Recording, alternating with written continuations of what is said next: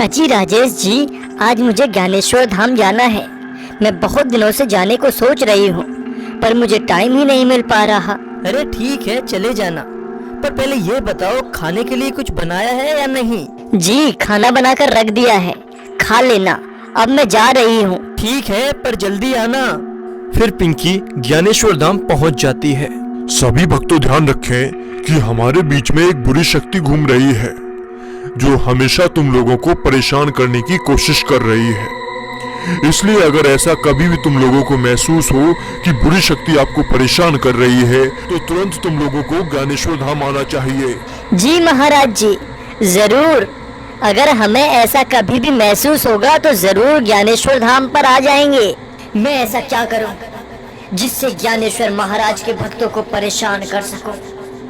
मुझे कुछ तो उपाय जरूर निकालना होगा, नहीं तो हर बार ये ज्ञानेश्वर महाराज अपने भक्तों की रक्षा कर लेते हैं और मैं अपने मकसद में कामयाब नहीं हो पा रही हूँ। मुझे कुछ तो जरूर सोचना होगा। फिर अगले दिन बाबा, मुझे रात में बहुत डरावने सपने आते हैं। ऐसा लगता है कि जैसे कोई मेरे आसपास घूम रहा हो और मेरी तबीयत भी ठीक नहीं है। बाबा बेटा, तुम पर बुरी चुड़ैल का साया है जो तुम्हें मारना चाहती है। वो हमेशा रात में आकर तुम्हारे आसपास घूमती रहती है। बाबा, वो चुड़ैल हमें क्यों मारना चाहती है? आखिर वो हमसे चाहती क्या है? बेटा, वह चुड़ैल तुम गांव वालों को मारकर अपने इष्ट देव को बलि देना चाहती है, पर मेरी वजह से उनका ये मकसद पूरा नहीं हो पाता है। इसलिए वह मेरे भक्तों को परेशान करने की कोशिश करती है। एक काम करती हूँ, अपने गुरु पिशाचराज के पास जाकर कुछ उपाय पता करती हूँ ताकि मैं ज्ञानेश्वर महाराज को सबक सिखा सकूं। फिर चुड़ैल अपने गुरु पिशाचराज को बुलाने के लिए तप करने लगती है। पिशाचराज प्रकट हो, पिशाचराज प्रकट हो, पिशाचराज प्रकट हो। बताओ चुड़ैल जी, मेरी जरूरत कैसे पड़ी आज तुम्हें? पिशाचराज जी, मैं चाहती हूँ कि अब ज्ञानेश्वर महाराज के भक्तों को नहीं, सीधे ज्ञानेश्वर महाराज को ही रास्ते से हटाना चाहिए, जिससे कि गांव के लोगों की बलि मैं आसानी से दे सकूं। चुड़ैल जी, आपका आइडिया तो बहुत अच्छा है, पर मैं इसमें आपकी क्या मदद कर सकता हूँ? पिशाचराज जी, मैं चाहती हूँ कि कोई ऐसा उपाय बताएं जिससे ज्ञानेश्वर महाराज मुझे पहचान ना सके। मेरी समझ में एक उपाय है चुड़ैल जी। झिलमिल बाग में जो पेड़ है, अगर आप उसकी पत्ती अपने साथ ले जाएंगे तो तुम्हें ज्ञानेश्वर महाराज कभी नहीं पहचान पाएंगे। ठीक है पिशाचराज जी, आपका बहुत बहुत धन्यवाद। फिर चुड़ैल झिलमिल बाग के पेड़ की पत्ती तोड़कर अपने साथ रख लेती है और फिर एक औरत का रूप धारण करके ज्ञानेश्वर महाराज के पास पहुंच जाती है और सब कुछ देखती रहती है। महाराज जी, पता नहीं दिन पर दिन क्यों मेरे परिवार में समस्या बढ़ती ही जा रही है। कभी मेरा सर दर्द होता है तो कभी मेरे पति बीमार हो जाते हैं। महाराज जी, कुछ उपाय करें प्लीज। देखो बेटा, आपके घर में भी किसी चुड़ैल का साया है। आप चिंता ना करें, मैं कल बंदोबस्त कर दूंगा जिससे बुरी चुड़ैल तुम्हारा कुछ भी नहीं बिगाड़ पाएगी। ठीक है महाराज जी, तो हम कल जरूर आएंगे। महाराज जी, मुझे मेरे घर पर किसी बुरी शक्ति का आभास हो रहा है। क्या आप मेरे घर पर चल सकते हैं? ठीक है बेटी, मैं कल तुम्हारे घर चलूंगा।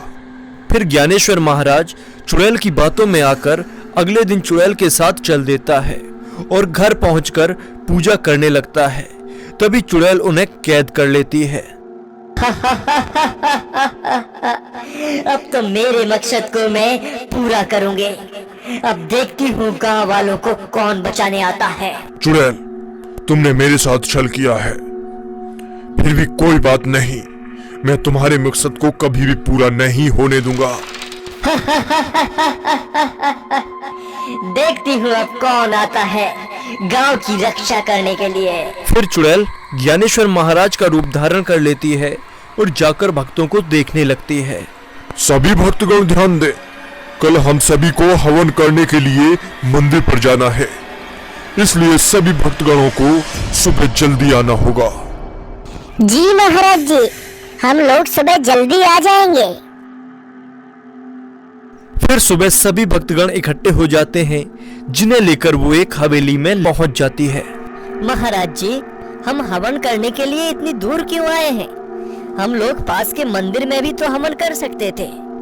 और हमने सुना है यहाँ इस हवेली में पूरी शक्ति रहती है। यहाँ हमारे इष्ट देव रहते हैं जिनकी पूजा करनी है। ठीक है महाराज जी, पूजा प्रारंभ करें क्या? बहुत समय हो गया है, पर रात होने जा रही है और रात के समय पूजा करना सही नहीं होता है, वो आप बताते हैं। ठीक है बेटा, आप यहीं पर इंतजार करो, मैं कुछ आवश्यक सामान लेकर आता हूँ। ठीक है महाराज जी। मुझे कुछ तो गड़बड़ लग रहा है, क्योंकि ज्ञानेश्वर महाराज इस हवेली में किसी भी भक्तों को आने से मना करते थे, पर आज यहाँ क्यों आए? यहाँ कुछ ना कुछ तो गड़बड़ है। चलो एक काम करता हूँ, महाराज अंदर क्या कर रहे हैं जाकर देखता हूँ। वह पंडित चुपके से घर के अंदर देखता है तो बस पिशाचराज, अब थोड़ा सा और इंतजार है, जिसके बाद इन सभी गांव वालों की बलि देकर हमेशा के लिए मैं शक्तिशाली बन जाऊंगी। फिर मुझे तांत्रिक बाबा भी नहीं हरा सकता। अब बस थोड़ा सा और इंतजार। अरे मुझे कुछ न कुछ तो अवश्य करना होगा, नहीं तो हम सभी गांव वालों को इस चुड़ैल के हाथों बलि चढ़ना पड़ेगा। सुनो सभी गांव वालों, ये हमारे असली ज्ञानेश्वर महाराज नहीं हैं, ये एक चुड़ैल है और हम लोगों की बलि देना चाहते हैं। मैंने अभी उन्हें चुपके से देखा है, वह एक चुड़ैल है। ये हमारे महाराज नहीं चुड़ैल है? पंडित जी, तो हमें अब कुछ तो करना ही होगा ना?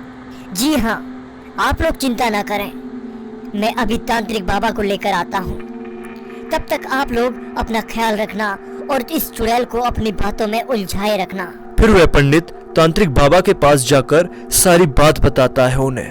तो सभी भक्तों हवन के लिए तैयार है ना? हाँ महाराज जी, हम सब रेडी हैं। फिर चुड़ैल हवन के पास बैठकर अंदर ही अंदर मंत्र पढ़ती है। फिर वह थोड़ी देर में अपना चुड़ैल का रूप धारण कर लेती है।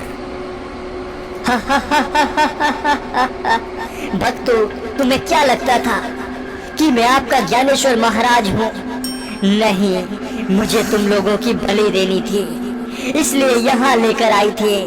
अब तुम सभी तैयार हो जाओ अपनी बलि देने के लिए। तुम लोगों की बलि देकर मैं दुनिया की सबसे शक्तिशाली चुड़ैल बन जाऊंगी। नहीं चुड़ैल जी, हम लोगों की बलि देकर हम लोगों को ना मारे। हम लोगों ने तुम्हारा क्या बिगाड़ा है? नहीं, अब मैं तुम लोगों की बलि देकर ही रहूंगी। और फिर चुड़ैल जैसे ही लोगों की बलि देने जाती है, तभी तांत्रिक बाबा आ जाते हैं।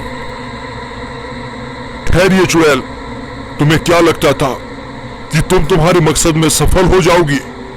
कभी नहीं, अब तुम्हें मैं जिंदा नहीं छोड़ूंगा।